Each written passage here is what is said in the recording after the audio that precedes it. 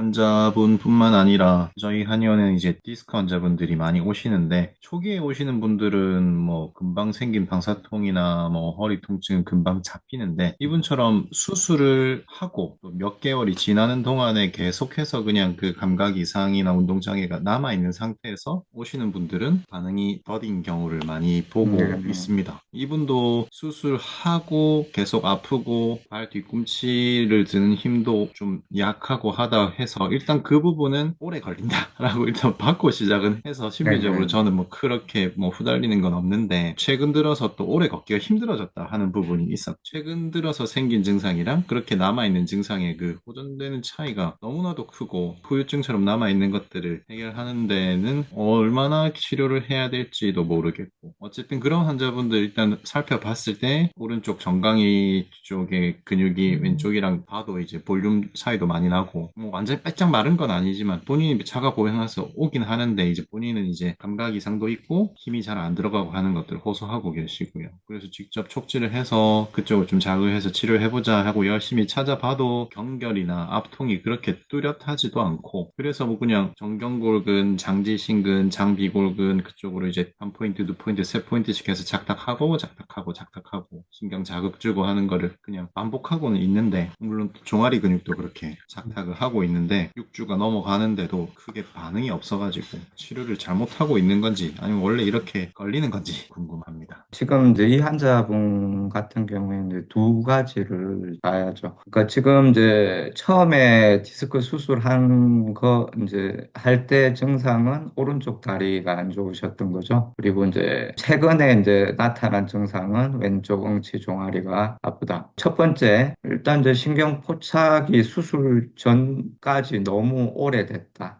그러니까 이제 네. 진짜 신경 포착이 이제 심하게 이제 된 상황이 오래돼서 근위축 오고 그다음에 이제 감각신경 자체가 어느 정도 포착된 지가 너무 오래되다 보니까 수술을 하고 나서도 근위축은 당연히 이제 있을 것이고 감각신경 상태나 이런 것들이 이제 또 안 좋고 힘도 떨어져 있는 상태. 그리고 이제 두 번째 경우 수술을 했는데 포화 근육 상태나 요 밑으로 연결되는 이제 근막 상태의 균형이 그런 부분들이 치료가 계속 안 됐다. 그러니까 이제 수술하기 전부터 증상이 있었을 거잖아요. 그죠? 신경 상태가 너무 오래 눌려 있어서 이제 상해서 그런지 그 다음에 수술을 했지만 그 이후에도 전체적인 코어 근육이나 근육 근막 상태의 균형, 밸런스가 이제 안 맞춰져서 그런 상태가 계속해서 진행이 된 건지 이제 이런 부분들을 같이 이제 생각을 해봐야죠. 이게 6주 안에 드라마틱하게 좋아지기는 힘들어요. 왜냐하면 이미 근육 자체 약해져 있죠. 지금 현재 이제 힘이 안 들어가 일단. 예를 들어서 이제 극심한 통증이 있다. 뭐 극심하게 땡긴다. 극심한 감각적 이상. 이런 것들은 오히려 6주가 아니라 더 짧은 기간에도 좋아질 수 있어요. 그런데 이제 약하게 남아있는 감각 이상이라든지 근육에 힘이 안 들어온다든지 이런 것들은 더 시간이 오래 걸려요. 실제로 이제 진짜 많이 돌아오고 그냥 보행에 이제 문제가 없을 정도로 다 치료가 될 수 있는데 그렇게 이제 돼도 다리 두께는 차이가 있어. 그게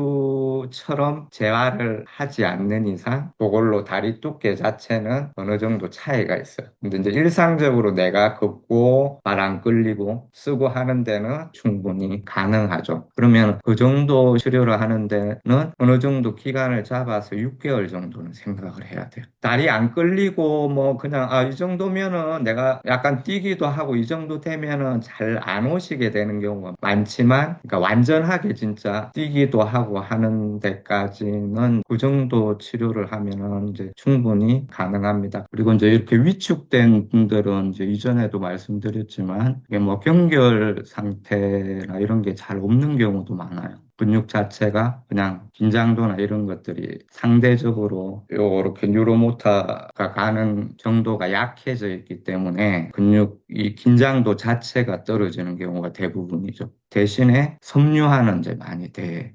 있습니다. 그리고 이제 요렇게 이제 이 발목 힘이 없고 이제 뒤꿈치 힘이 없다 그러면은 이게 이제 정경골근 이런 부분은 긴장도가 오히려 떨어져 있을 수 있고 반대로 우측 둔근도 당연히 이제 매스가 줄어 있겠죠. 근데 둔부는 긴장도가 높아져 있을 수 있어요. 그다음에 장골근이나 골반 쪽도 긴장도가 이제 높아져 있을 수 있다. 그다음에 허리 쪽 긴장도도 높아져 있을 수 있다. 긴장도 높아져 있는 부분은 잘 쉽게 이제 하실 수 있는 부분이니까 해주고 밑에는 경결이나 이제 긴장도가 없더라도 당연히 이제 같이 치료를 잘 해야죠. 그러면 침 치료를 해서 이제 안 좋은 근막 상태나 또 이제 정렬 상태 풀어주고 코아 강화해주고 이제 이런 부분은 이제 당연히 해야 되고 그다음에 스스로 자꾸 쓰게 해야 돼요. 꼭 이건 운동하고 이제 병행이 돼야 되죠. 따로 뭐 재활 치료를 받고 이렇게 안 해도 벽이나 이제 또 의자나 여러 가지 한쪽으로 이렇게 이제 잡고서 이제 지금 위축이 된 근력이 약한 근육으로 이제 까치발 서기를 계속 이제 훈련을 한다든지 그게 이제 힘들다. 처음에는 힘들다. 그럼 누워서 계속 이제 밀었다 당겼다 이제 이런 거부터 해야 되는 거예요. 그 다음에 이제 뭐 발가락으로 이렇게 이제 잡는 운동, 지금 현재 힘이 떨어져 있는 부분을 스스로 능동적으로 이제 할 수 있는 것들을 계속 체크를 하고 가르쳐 주고 쉽게 해야 됩니다. 치료 플러스